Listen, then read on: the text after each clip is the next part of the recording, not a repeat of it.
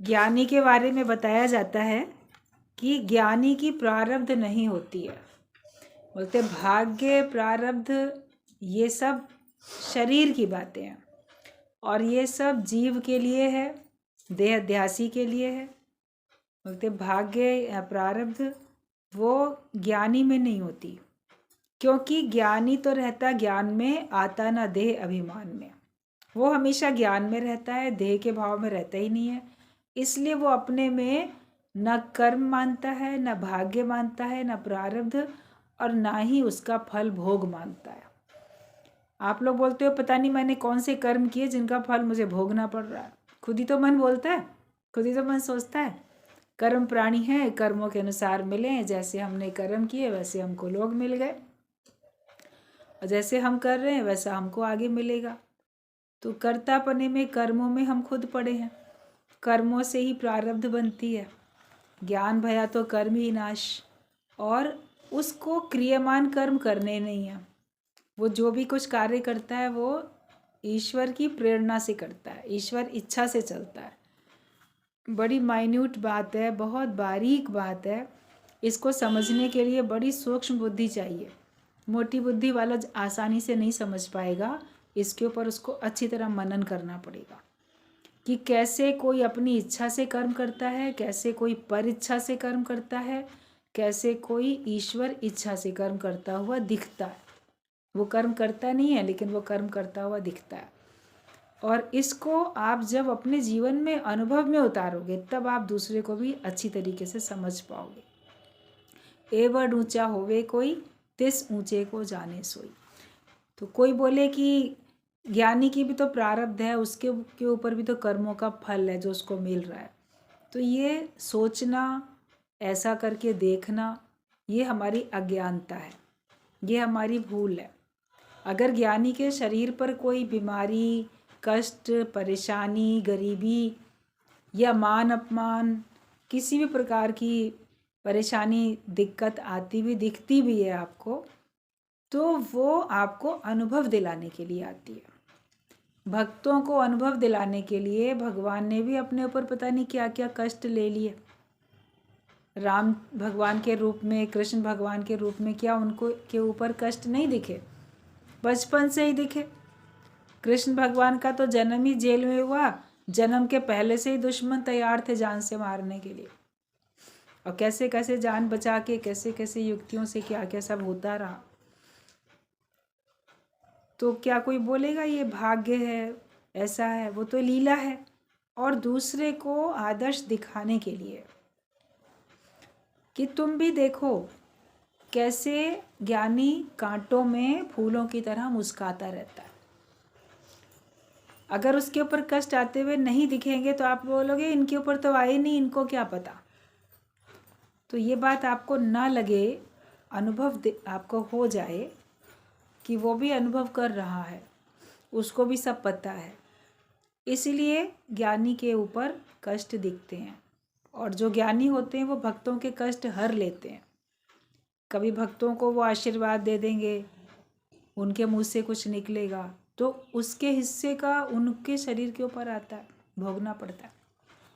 दूसरे को तो बचा लिया, मगर जो ऐसे आशीर्वाद दिए वो तो कर्म का फल किसी न किसी को तो भोगना ही पड़ेगा, तो भोगना पड़ता है। तो उसके अपने बुरे कर्मों का फल नहीं होता है कि वो भोग रहा है अपने बुरे कर्मों का फल।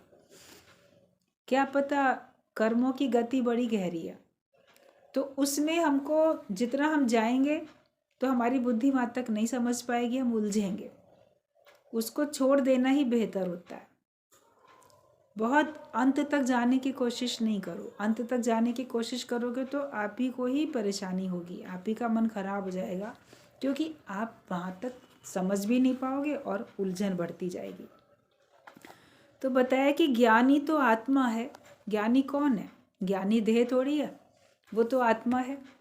वो अपने को आत्मा जानता है, देह उसने धारण कर रखी है। और गुरु तो ज्ञान है, वो शरीर नहीं है। वाणी है, वो शरीर नहीं है। तो चूंकि वो आत्मा है इसलिए उसकी प्रारब्ध भी नहीं है। भाग्य या प्रारब्ध तो देह का होता है, देह अध्यासी का, जीव भाव वाले के लिए होता है। जो जीव है उसके लिए प्रारब्ध है। जीव है तो जगत है, जीव है तो सब है, जीव नहीं है तो कुछ भी नहीं। कोई कुछ करता है, कोई कुछ करता है, लेकिन सच्चे ब्रह्म ज्ञानी जो गुरु होते हैं, जो संत होते हैं, वो हमको जीव से ब्रह्म बना देते हैं। बाकी तो कोई आपको कुछ बनाएगा, कुछ बनाएगा, कोई मूर्ख बनाएगा आपको, कोई आपको कुछ रिश्ते में बांध के कुछ बनाएगा। तू मेरी बहन बन गई, तू मेरी बेटी बन गई, तू मेरी पत्नी बन गई, तू मेरी माँ बन गई, कोई कुछ भी आपको बनाता रहता है। तो ये संबंध जो है, ये बनाने का काम तो संबंधी संसार वाले करते हैं। बाकी शरीर तो भगवान ने बना दिए सबके, किसी को पुरुष, किसी को नारी, किसी को पशु, किसी को पक्षी, किसी को कुछ, वो बनाने का काम तो भगवान ने कर दिया। और बाकी संबंधों में बांधने का काम संसार वालों ने कर लिया। रिश्ते नाते में बांध लेते हैं, बंधन में। लेकिन जो गुरु होता है वो हमको ना ये बनाता है ना वो बनाता है, वो हमको जीव से ब्रह्म बना देता है। पहले हम अपने को जीव जानते थे, अपने को अब हम ब्रह्म जानते हैं। और कोई कर सके ना, गुरु ने ऐसा काम किया है, ऐसा काम कोई और नहीं कर सकता।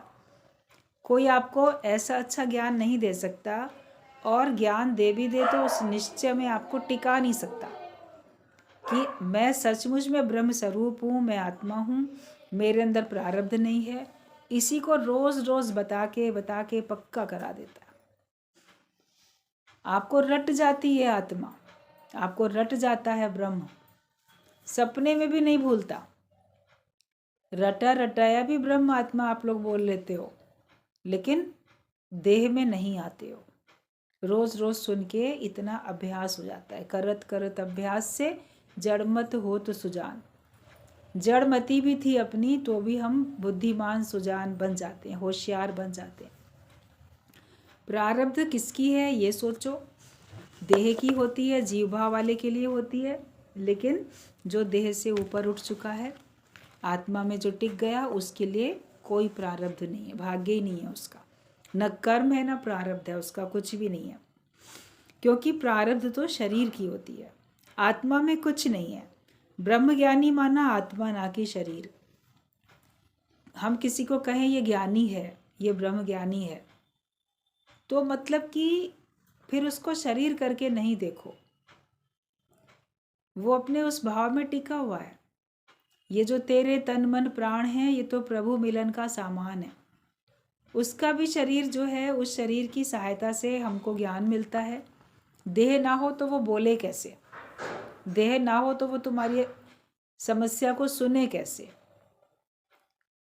तो उसके पास सब होता है, देह और उसके इंद्रियां, बाहर के अंदर के मन बुद्धि चित्त अहंकार सब दिखता है।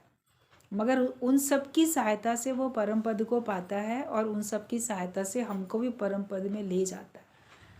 ये कार्य वो करता रहता है, ये होता है उसका काम।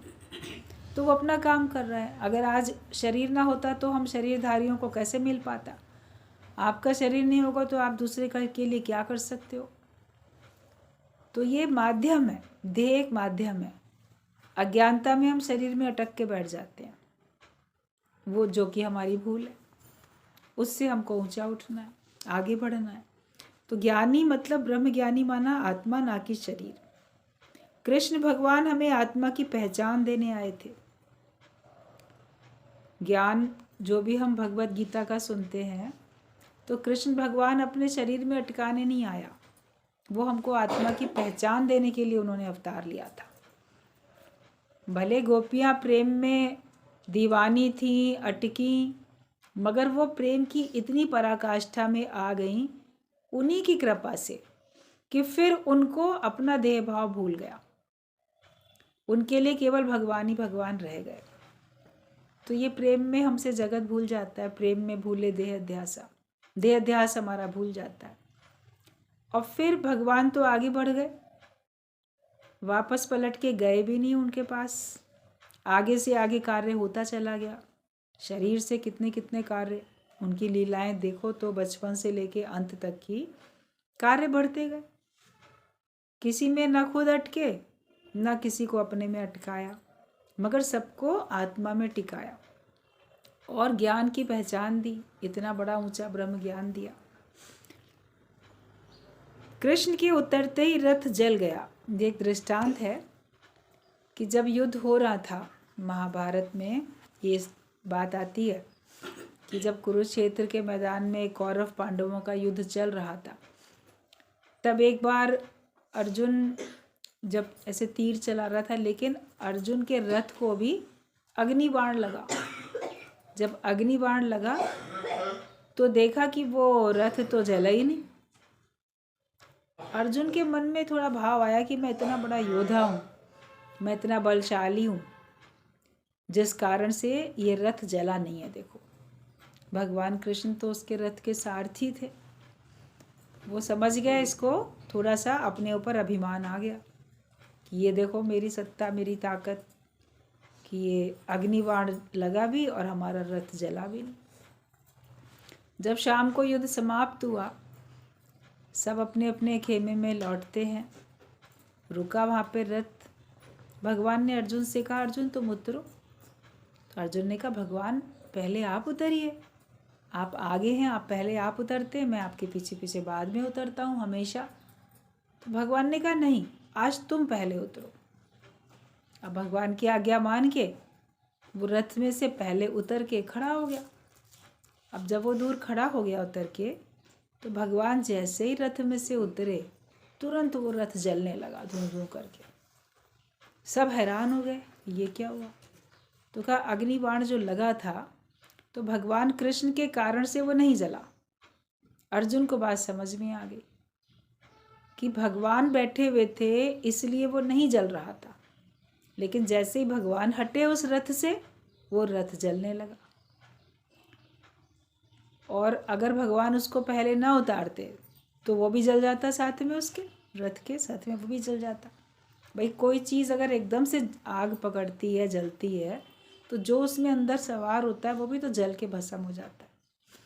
तो ऐसे उसको तब समझ में आई बात कि भगवान के कारण से वो रथ नहीं जला।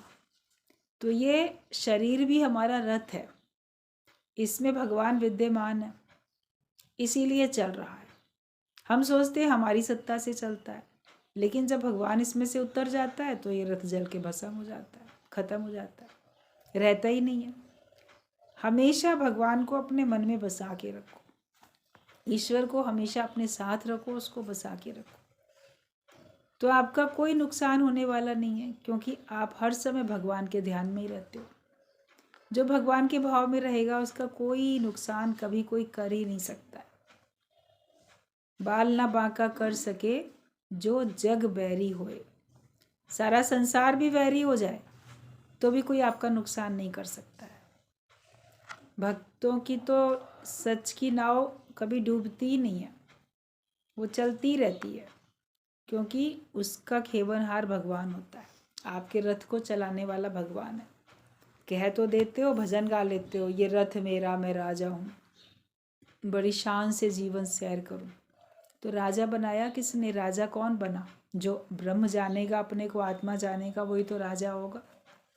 जो रजा हुआ है वो राजा है, मतलब कि जो तृप्त है वो राजा है।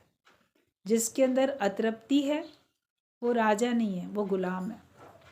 हम माया में गुलामी कबूल करते हैं, माया में गुलामी करने के लिए कूद जाते हैं। गुरुजी बोलते थे, शादी होती है, वर वधू एक दूसरे को जयमाला पहनाते हैं, लड़का लड़की। वो उसके गले में डाल देता है माला, सर झुकाती है लड़की तो माला गले में डल जाती है, लड़का भी सर झुकाता है, माला गले में डल जाती है।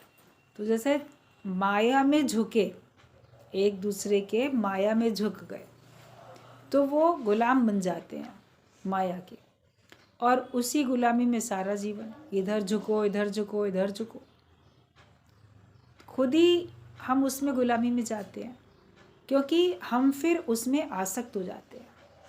छूट के नहीं बैठते, उसमें आसक्त हो जाते हैं। एक बार एक लड़की थी, वो सत्संग में आती थी यहीं पर गुरुजी के पास, बहुत अच्छा खूब सत्संग सुनती थी, बड़ा आत्मा का निश्चय, बड़ा पक्का ज्ञान। अब उम्र थी उसकी शादी के लायक, घर वालों ने उसकी शादी की। पहले तो बोले शादी नहीं करेंगे, शादी नहीं करेंगे। फिर घर वालों ने भी कहा, बाकी और लोगों ने भी कहा होगा, गुरुजी भी बहुत ज़बरदस्ती किसी को नहीं बोलते थे कि तुम ना करो शादी। फिर जिसको ठीक है करो, कि ठीक है शादी हो गई है, ज्ञान तो मेरे साथ ही है, ज्ञान तो मेरे साथ रहेगा। मगर जिस शहर में फिर गई शादी करके, वहाँ सत्संग होता भी था, उसको एड्रेस भी दिए, सब किया, कभी गई कभी नहीं गई, लेकिन माया में रहते रहते माया का पूरा असर होने लगा। और वैसे कोई सोचता है कि मेरे पर असर नहीं हो रहा है। और फिर इत्तेफाक से एक बार उसका बेटा ऐसे होगा 10-12 साल का, तो स्कूल में सारे बच्चों को लेके पिकनिक पे जाते हैं स्कूल वाले, तो गए लेके। तो वहाँ जब गए तो जहाँ गए वहाँ कोई पानी का डैम था, कुछ पानी का कुछ जगह थी जहाँ सब बच्चों को पिकनिक कराने के लिए पूरा स्कूल गया था। वहाँ वो उसका 10-12 साल का जो लड़का था, वो उसमें खेलते खेलते कैसे उसमें पानी में गिर गया, डूब गया और उसकी मृत्यु हो गई। अब जब उसकी मृत्यु हो गई उसके बेटे की, वो इतनी परेशान, इतनी दुखी। फिर सब उस शहर के सत्संगी लोग भी जाएं आएँ, उसको समझाएं। उसको कुछ समझ ही नहीं आता था, उसको कुछ दुख ही नहीं, मतलब उसका दुख जाता ही नहीं था। वो इतनी दुखी परेशान, उसका दुख कैसे न जाए, ज्ञान ही नहीं समझ में आ रहा था जैसे उसको, बिल्कुल भी। इतना उसके ऊपर में उसका प्रभाव पड़ा। और वैसे तो उसको बड़ा लगता था। फिर बाद में जब लखनऊ में भी आई, गुरुजी ने भी समझाया, सबने बताया, ज्ञान समझा रहे थे, नहीं समझ आ रहा था उसको। हमसे भी बात हुई, समझाया उसको अच्छे से, लेकिन गुरु की कृपा से उसको थोड़ा समझ में आया। बहुत टाइम लगा। और ऐसे तो हम अपने समझते हैं कि हम अपनी माया काट के बैठे हैं, लेकिन जब हम घर गृहस्थ के चक्कर में पड़ते हैं और सत्संग को थोड़ा सा कम कर देते हैं अपने जीवन में, तो वो हमारे ऊपर उसका प्रभाव पड़ने लगता है। अब कब ये माया हमारे ऊपर हावी हो जाती है किसी न किसी प्रकार से, और वो हमको फिर अपने चंगुल में ले लेती है। गृहस्थ में जो रहे उदास, ये बात पक्की करना बहुत ज़रूरी है। इसीलिए गुरु नानक देव ने कहा कठिन बात है ये, तभी तो बोला कि गृहस्थ में जो रहे उदास, नानक हम ताका दास, कि अरे हम उसके गुलाम बन जाएंगे, हम उसके दास हो जाएंगे। वो इतना महान हो जाएगा कि वहाँ रह के भी जो निरासक्त होके रहता है। अभी गुरु ने हर एक से कोई घर गृहस्थ छुड़ा नहीं दिया, सभी अपने अपने घर गृहस्थ में हो, चाहे आप मैरिड हो, अनमैरिड हो, बच्चे हो, बूढ़े हो, जवान हो, नौकरी करते हो नहीं करते, बिजनेस करते हो नहीं करते, कुछ भी हो, लेकिन जो जहाँ बैठा है वो उसका घर गृहस्थ ही है।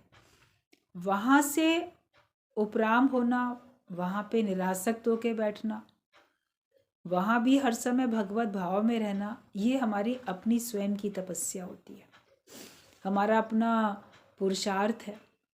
जब तक हम ये पुरुषार्थ नहीं करेंगे, हर वक्त अपने को ब्रह्म, अपने को आत्मा नहीं जानेंगे, वरना फिर अपने को किसी की पत्नी, किसी की माँ, किसी की बेटी, किसी की बहन, ऐसे कुछ ना कुछ तो मान के बैठ जाएंगे। फिर आज कोई गया, कल कोई गया। दुनिया तो चला चली का मेला है, आने जाने की बाजार में सब बैठे। फिर आज इसके जाने से परेशानी, इसके जाने से दुख, तो होता ही रहेगा।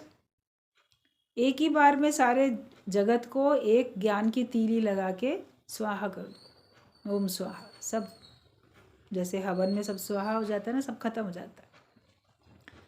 तो ज्ञान की अग्नि ऐसी जले कि आपका जगत का ही नाश हो जाए, केवल तुम्हारे कर्म ही ना जल के खत्म हो, तुम भी खत्म हो जाओ, जीव भाव, और हमारा जगत भी सारा का सारा उसमें समाप्त हो जाए। इतना ज्ञान हमारे अंदर में हो जाए, तब फिर आप देखोगे कि आपने जो चाहा था वो आपको फिर मिल चुका है। जो परमात्मा को पाना चाहा था वो हमको मिल चुका है। तो भगवान के तो उतरते ही तो रथ जल के ख़त्म हो गया। जब तू भूली आपको तो भासे संसार, जब हम भगवान को भुला देते हैं तो हमको संसार भासने लगता है और ये माया हमारे ऊपर अपना रंग चढ़ा देती है। हर वक्त भगवान को याद रखो। गुरु ज्ञान का दीपक मन मंदिर में हर वक्त जलाना पड़ता है। ये नहीं कि अभी ज्ञान में है, बाद में भी रहेंगे ज्ञान में। सत्संग छोड़ देंगे तो भी ज्ञान में रहेंगे। अपने घर में रोज़ झाड़ू न लगाओ तो देखो धूल कहीं ना कहीं से आ ही जाती है, कहीं ना कहीं से। चाहे धूल आपने डाली नहीं, हवा में धूल दिखी नहीं, मगर फिर भी आपके घर में तो आ ही जाती है धूल मिट्टी। रोज़ तो झाड़ना पोछना पड़ता है, डस्टिंग करनी पड़ती है। तो मन को भी रोज़ माया में, चूँकि हम बैठे हैं, जगत में बैठे हैं, तो रोज़ स्वच्छ हमको मन को भी करना पड़ता है। ज्ञान के वचनों से हमेशा अपने आप को इसके घेरे में रखो। ज्ञान के वचनों से अपने को स्वच्छ भी करते जाओ और अपने को इस घेरे में भी रखो। ज्ञानी सच में रहता है, सत्य में ही रहता है, वो कभी असत्य में आता नहीं है। तो ब्रह्म सत्य है और जगत मिथ्या है। तो इसलिए ज्ञानी हमेशा सच में रहता है, मतलब वो हमेशा ब्रह्म में रहता है, ब्रह्माकार वृत्ति में रहता है हर वक्त। वो कभी माया में जाता ही नहीं है उसका मन। और भगवान को भी सच का रथ तुम्हारा चाहिए, मतलब कि शरीर के रथ पे तो भगवान को बिठा दिया, लेकिन अपनी ब्रह्माकार वृत्ति बना के सत्य में स्थित हो जाओ, ब्रह्म में स्थित हो जाओ, तो ही भगवान तुमको पसंद करेंगे। आज योग लगाने के लिए हमको उसके जैसा तो बनना पड़ेगा, जैसा भगवान ने वैसे ही तो हमको बनना पड़ेगा। ईश्वर के जैसे बनने के लिए ब्रह्म भाव में आएंगे तभी बनेंगे, क्योंकि वो ब्रह्म है। तो ब्रह्म को ब्रह्म से ही तो मिलना है। आप कुछ और होके मिलोगे तो वापस भी आना पड़ेगा, लेकिन जब जो जैसा था वैसे ही हम होके उसमें मिल गए तो कोई हमको अलग कर ही नहीं सकता। गेहूं के बर्तन में जहाँ गेहूं रखे हुए हैं, गेहूं के दाने, उसी में थोड़े से गेहूं और डाल दिए तो कौन से दाने मैंने अभी डाले थे उनको कोई ढूंढ नहीं पाएगा। लेकिन उसमें अगर आपने चावल के दाने डाले होंगे तो उनको कोई चुन के निकाल सकता है, दाल के दाने डाले होंगे चुन के निकाल सकता है। लेकिन वस्तु में वस्तु ही मिल गई, जैसी वस्तु थी उसमें वैसी वस्तु चली गई, तो फिर उसको कोई अलग नहीं कर पाता है। गुरु का पूरा पुरुषार्थ हमारे लिए है, वो पूरी मेहनत हमारे लिए करता है कि हम भी वैसे ही बन जाएं जैसा भगवान है। तो फिर क्या करेगा यमराज, जिन्होंने मन मार लिया। हमारा मन अलग से है तो यमराज पकड़ के लेके जाता है। जिसका मन अमन हो चुका है तो वो तो ब्रह्म रूप हो चुका, वो तो भगवान का रूप बन गया, तो उसको कोई अलग कर ही नहीं सकता है। कोई किसी का शत्रु हो, वो उसको मारने के लिए अपने पिस्तौल में गोलियां भर के उसके घर में जाए कि मैं उसको ना गोली मार के आऊँ, तो जब वो बोलेगा कि जाए मार के आता हूँ, लेकिन जब वो वहाँ जाए तो वहाँ उसको पता चले कि जिसको मैं मारने आया था, वो जो मेरा शत्रु था, वो तो कुछ समय पहले मर चुका है। जब उसको ये पता चले कि वो कुछ समय पहले मर चुका है तो उस समय वो क्या करेगा? ऐसी तो वापस चला आएगा कि जिसको मैं मारने आया था वो तो पहले ही मर चुका है। तो जब गुरु के ज्ञान से हम जीते जी मर चुके तो काल हमको क्या लेने आएगा? हमारे अंदर हमारा जीव भाव है ही नहीं जो वो हमको लेने आए, और फिर हमारे कर्मों का हिसाब किताब सामने रख के स्वर्ग नरक कहाँ पहुँच जाए। पहले से ही हमने अपने जीव भाव को ख़त्म कर दिया। वही तो जन्म मरण के चक्कर में आता है, जीव ही जन्म मरण के चक्कर में आता है, देह धारण जीव ही करता है। ब्रह्म की सत्ता तो सदा रहती है, हर जगह पे रहती है। अपने को भगवान के जैसा बनाओ, जैसा भगवान तुम्हारी दृष्टि में है, जैसी कल्पना करते हो, जैसा आपके इष्ट का आपको लगता है शक्ति और स्वरूप, वैसे खुद को बनाते जाओ। उससे कंपैरिजन करके वैसे ही खुद को बनाते चले जाओ, तो फिर आपको कोई दिक्कत परेशानी होने वाली नहीं है। तो सत्य का रथ भगवान को चाहिए तुम्हारा। सत्य में रहो, ब्रह्म में रहो, तो भगवान को यही चाहिए। पवित्र विश्वास वाले रहो तो भगवान तुम्हारे रथ को चलाएगा। अगर तुम पवित्र होके रहोगे, विश्वास वाले होके रहोगे, तो भगवान तुम्हारे रथ को चलाएगा। वरना आप सोचो कि मैं कर्म तो पता नहीं क्या क्या करता रहूं और भगवान मेरे रथ को चला रहे हैं, ये मैं बोलता भी जाऊं, तो वो तो हमारा अपने से ठगी करना है, अपने से धोखा देना है कि नहीं भगवान ही करते हैं, भगवान ही ले जा रहा है, मेरे से पाप कर्म भी भगवान ही कराता है। तो भगवान किसी से पाप कर्म नहीं कराता है, वो तुम्हारी इच्छा जो कि जीव भाव के कारण जो उत्पन्न हुई है, वो इच्छा ही तुमसे पाप कर्म कराती है। हर कर्म में दोष है, हर कर्म में पाप छिपा हुआ है, क्योंकि वो भगवान से परे है, भगवान से दूर है, उसमें कर्तापना है, इसलिए उसमें दोष है और उसके कारण से आपको जन्म मरण के चक्कर में आना पड़ेगा। इस कारण वो दोषी है, वो कर्म ही दोष है, दोष वाला है। हम अपने अंदर के अज्ञान को निकालें, जीव भाव को निकालें, इसको ही निकालना बहुत ज़रूरी है। बहुत ऊपर से ज्ञान सुनते रहते हैं, सुनाते भी रहते हैं, लेकिन जो ये जीव भाव है ये निकलता नहीं। ये निकल जाए, इसको निकालने के लिए एक बार जी तोड़ मेहनत कर लो कि पूरी तरह से ख़त्म हो जाए, अब ये दोबारा मेरे सामने कभी आए नहीं। आपके अंदर जीव भाव के कारण ही तो दर्द है, दुख है, वो तो दर्दों का सामान ये देह है। सारे दुख दर्द इसी के कारण में है, सारी परेशानियां सब इसी कारण से हैं। अपने को देह ना मानो तो कोई कष्ट नहीं है। तो ये देह अध्यास का कांटा हमारा निकलना चाहिए। किसी के फांस लग जाती है, कोई कांटा अंदर पैर में हाथ में कहीं गड़ जाता है, अब उस कांटे को तो निकाला ना जाए और ऊपर से मरहम पट्टी खूब करते जाएं, दर्द निवारक दवाई भी खाते चले जाएं, तो आप देखोगे कि आपका जख्म ठीक ही नहीं हो रहा है। वो तो ऐसी स्वेलिंग है, उसमें तो वैसे ही दर्द है, वो ठीक ही नहीं हो रहा है, दर्द भी बना हुआ है। लेकिन जब कांटा निकाल देते हैं, अंदर कांटा है तो कैसे ठीक होगा? अंदर कांटा है तो आपको चुभता ही रहेगा, अंदर दर्द बना ही रहेगा, पकता रहेगा आपका वो जो स्थान है, जख्म जो है। लेकिन जब वो कांटा जिस दिन कोई निकाल देता है कि अरे इसके अंदर तो ना कांटा था, पहले उस कांटे को निकालो, फिर उसको दबा के अच्छी तरीके से साफ सफाई की और फिर मरहम पट्टी उस पर कर दी, फिर वो जल्दी जख्म सूखने लगता है, फिर आपका हाथ या पैर जहाँ पे भी कांटा था वो ठीक हो जाता है। लेकिन कांटे को पड़े पड़े अगर कितने भी इलाज करोगे ठीक नहीं होगा। तो ये देह अध्यास का कांटा अगर अंदर में है, उसको दूर नहीं किया, ऊपर से बहुत ज्ञान सुना सुनाया, सत्कर्म किए, बहुत कुछ किया, लेकिन आपका अज्ञान का कांटा तो है ही पड़ा हुआ, वो आपको जन्म मरण के चक्कर में लेके जाएगा। उसके कारण से आप दुखी सुखी होते ही रहोगे। जो व्यक्ति बहुत दुखी सुखी होता दिखता है, मतलब कि अभी देह अध्यासी है। और जो दुख सुख से उपराम होता हुआ दिखता है कि ना दुख उसको दुखी कर पाते हैं, ना सुख उसको सुखी कर पाते हैं, सुखों में बहुत भूल नहीं जाता है अहंकार में कि अरे मैं कितना भाग्यशाली हूँ, मेरे अंदर कितना इतना सब है, पावर है, मुझे कितने सुख प्राप्त हैं। तो वो इस अहंकार में अगर कोई आता है तो वो समझो कि देह अध्यासी है। या दुख है तो हाय मैं कितना दुखी, मैं कितना परेशान, कैसे दुख दूर होगा, मेरा ही दुख सबसे बड़ा है, और लोग का दुख कम है, मेरा अधिक है। तो ये भी सब देह अध्यास के कारण ही तो है। और जो हमको दुख सुख में सम दिखे तो समझो कि उसका देह अध्यास चला गया। निशानी होती है ये, जो सम अवस्था में रहता हुआ दिखता है, मान और अपमान दोनों जिसके लिए समान रहे, वो सच्चा इंसान, इस धरती का भगवान, जिसके लिए मान और अपमान एक समान है। हर एक की अपनी मर्जी है, वो मान करे या अपमान करे।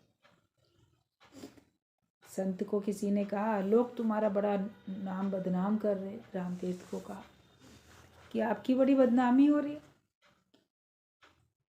तो उन्होंने कहा कि दुनिया वाले बदनाम अगर करते हैं तो ये नाम भी तो दुनिया वालों ने ही रखा था, उन्हीं ने नाम रखा था दुनिया वालों ने, और दुनिया वाले ही बदनाम कर रहे हैं, तो वो अपने ही रखे हुए नाम को बदनाम कर रहे हैं, मेरा क्या जा रहा है?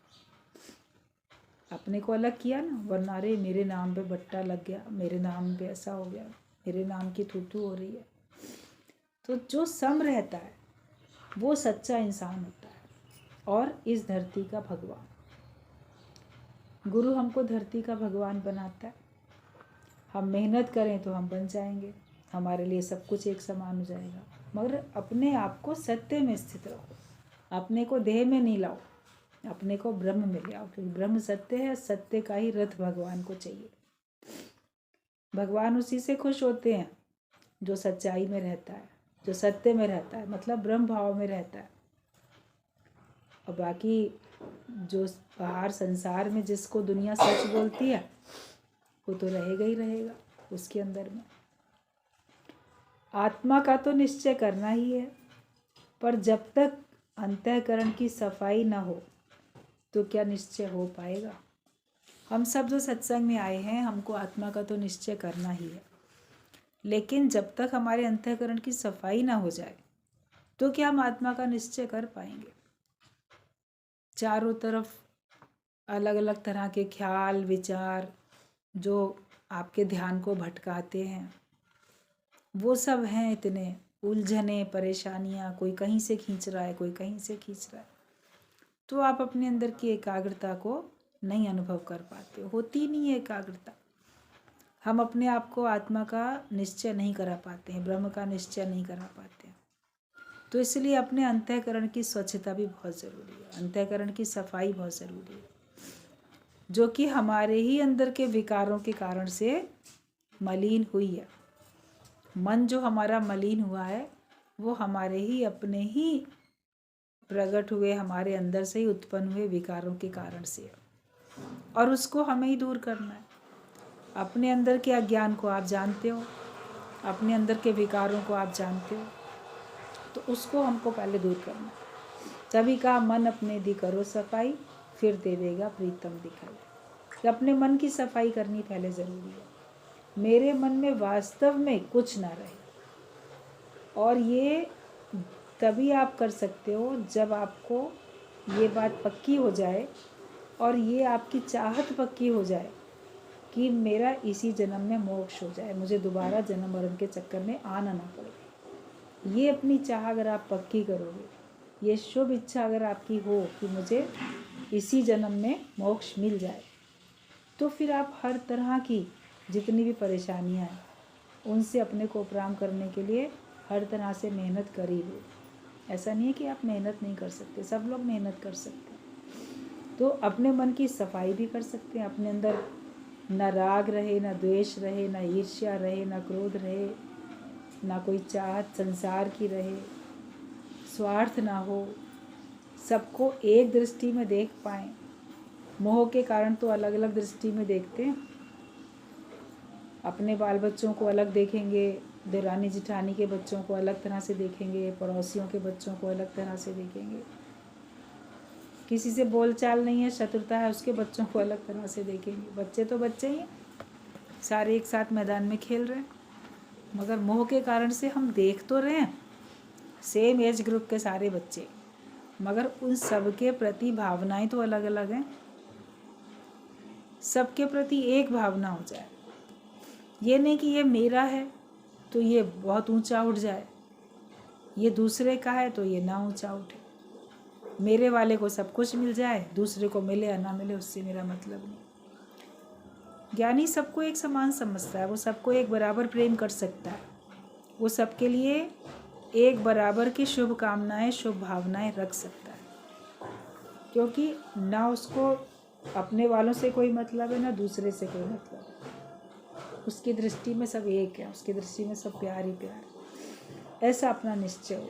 तो अंतःकरण की अगर सफाई नहीं होगी तो क्या हमको आत्मा का निश्चय हो पाएगा। अगर भेदभाव हमारे अंदर में किसी प्रकार का भेद है, द्वैत है, तो फिर हमको आत्मा का ब्रह्म का निश्चय नहीं हो सकता। ब्रह्माकार वृत्ति हमारी कभी भी बन नहीं सकती। पहले सफाई कमरे की, बाद में चादर दूसरी बिछाते हैं। आपके रूम में आपको अपने बेडरूम में अपने बेड पे चादर चेंज करनी है, दूसरी बिछानी है। वे पुरानी जो पहले बिछी हुई है थोड़ी मैली हो गई है, आपको दूसरी बिछानी है।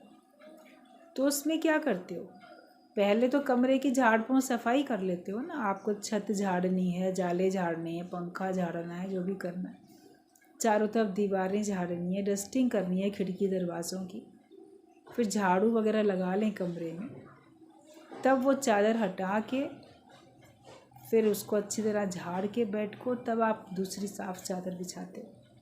ये नहीं कि पहले तो चादर बिछा दी, उसके बाद कमरे की सफाई करने के लिए जुट गए, तो उसके ऊपर भी तो फिर से धूल पड़ेगी, जाके कहीं जाला गिरेगा, कहीं धूल पड़ेगी। तो हमको पहले अपने कमरे की सफाई करनी पड़ती है। तो मतलब पहले अंतःकरण की सफाई करनी पड़ती है, मन में पहले स्वच्छता लानी पड़ती है, मन में पहले सफाई करनी पड़ती है, फिर निश्चय की चादर बिछती है, तब उस पर परमात्मा आके बैठता है, तब उस रथ को भगवान पसंद करते हैं। तो आत्मिक निश्चय हमारा तभी पक्का होगा जब हमारे कर्मों में और बाहर भीतर से हमारे अंदर में शुद्धि नहीं होगी। तो अपने अंतःकरण को भी हम स्वच्छ रखें और अपने बाहर के कर्मों को भी हम ठीक रखें। मन इंद्रियों का संयम हो, उसका कंट्रोल हो, हमारे वश में रहें, बाहर का भी सारा कर्म और अंदर का भी। तब आप देखोगे कि आपके अंदर स्वच्छता आनी शुरू हो जाती है, सफाई आपके अंदर में हो जाती है। गुरु की ज़रूरत पड़ती है, वो बताता है कि कौन से विचार देने से अज्ञान के विचार कटेंगे। मन को स्वच्छ करने के लिए तो विचार, हमारे तो विचार गंदे थे जिन्होंने मन को मलिन किया। तो इसके लिए अंतःकरण को स्वच्छ करने के लिए हमें गुरु की ज़रूरत पड़ती है। बिन गुरु ज्ञान कहाँ से पाऊँ, कभी पा ही नहीं सकते बिना गुरु के आप ज्ञान। और मन को स्वच्छ करने के लिए, मन को मलिनता से बचाने के लिए हमको ज्ञान के विचार जो देने होते हैं वो मिलते कहाँ से? सत्संग से ही तो मिलेंगे, गुरु से ही तो मिलेंगे। इसलिए गुरु की ज़रूरत है। वो हमको ऐसे अच्छे अच्छे विचार देता है, जिन विचारों को अपने जीवन में हम धारण करते हैं, उसके हिसाब से कर्म करते हैं, तो हमारी बाहर भीतर से फिर शुद्धि हो जाती है। मन भी हमारा, अंतःकरण भी हमारा स्वच्छ हो जाता है।